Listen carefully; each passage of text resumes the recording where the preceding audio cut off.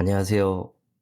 오늘은 제가 일하고 있는 시설관리 업계에 종사하고 있는 선배와 동료들의 이야기를 담담하게 풀어보려고 합니다. 저도 이 바닥에서 일하는 사람 중에 한 명이지만 가끔은 이 공간이 참 복잡한 감정을 품고 있다는 생각을 하곤 합니다. 기술과 안전을 다루지만 결국에는 사람이 모여서 희망을 찾는 곳이니까요. 오늘 이야기는 어느 한 분의 특별한 경험이 아닙니다. 제가 만난 여러 동료들의 목소리를 모아서 하나의 모습으로 그려낸 기록입니다. 그저 곁에서 지켜본 시선 그대로 전해드릴게요. 현장에는 정말 다양한 선배님들이 계십니다. 가장 먼저 떠오르는 건 정말 오래 버틴 분이세요. 예순이 넘어도 여전히 현장을 지키는 분들이 꽤 많습니다. 보통 나이가 많아도 채용되는 자리는 남들이 기피하는 외진 곳이나 교통이 불편한 곳 위주입니다. 거기서 묵묵히 경력을 쌓아서 조금씩 집 근처로 옮겨보려는 계획을 세우시곤 합니다. 그런 선배님들은 말합니다. 시설 일이라는 게 겉보기와 달리 맞는 기술자를 요구한다고요.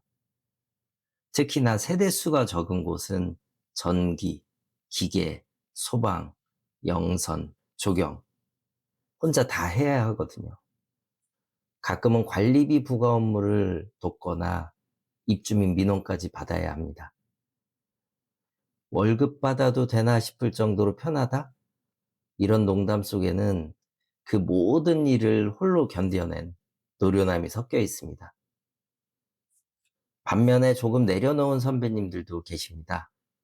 대단지 과장 월급보다도 조금 적더라도 그만큼 일이 적고 조용한 시골 아파트를 찾는 분들, 혹은 월급은 아파트보다 적지만 입주민 민원이나 동대표의 갑질에서 자유로운 빌딩이나 오피스를 선호하시는 분들이죠. 한 선배는 씁쓸하게 웃으면서 말씀하시더라고요. 이 일은 책임져야 할 무게에 비해서 결코 월급이 많은 게 아니다라고요. 저와 비슷한 시기에 일을 시작한 동료들은 조금 더 복잡한 고민을 안고 삽니다.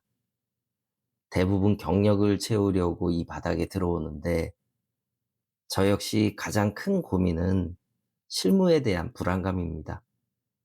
자격증은 땄지만 정전이나 고장이 났을 때 대처할 능력이 부족하다는 걸 스스로 알거든요. 전기과장의 주 업무는 전기료 부과라는 말을 들을 때면 익숙하지 않은 행정 업무에 덜컥 겁이 나는 분들도 있다고 합니다. 전기는 실수하면 내가 죽는 것. 동료 한 명은 하루하루 살얼음판 걷는 심정이라고 말을 합니다. 하지만 경험 많은 선배들은 조언을 하죠. 어설픈 지식으로 아는 척하는 게 제일 위험하다고요.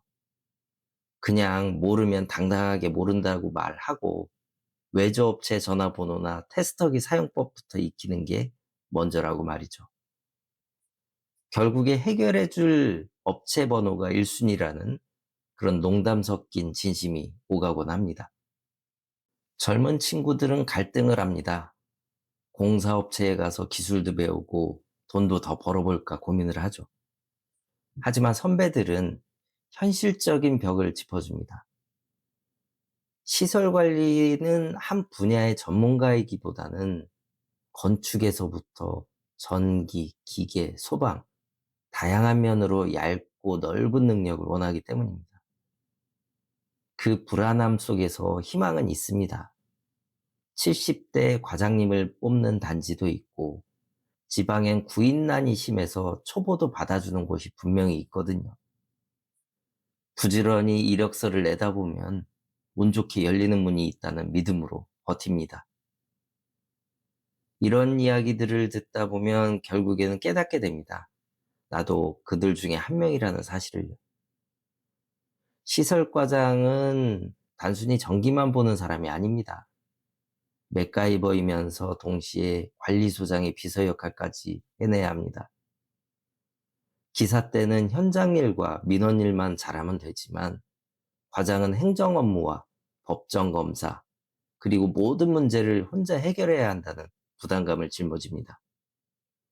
심지어 그냥 논다라고 말할 줄 알아야지 남들의 기대치를 낮춘다는 그런 우스갯소리도 나올 정도니까요.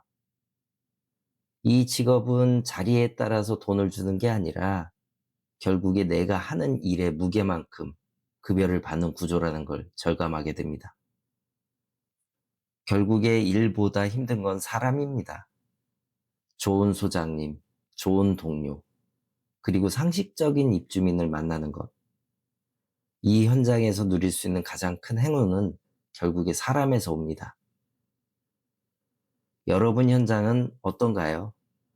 우리가 일하는 이 현장은 어쩌면 우리 사회에서 가장 솔직한 노동의 민낯을 보여주는 곳일지도 모르겠습니다. 기술, 경력, 자격증, 이 모든 건 결국에 밥벌이라는 절실한 현실과 맞닿아 있으니까요. 정답은 없습니다. 빌딩이냐, 아파트냐, 혹은 높은 연봉이냐, 편한 환경이냐. 각자 사람마다 추구하는 가치가 다를 뿐이죠.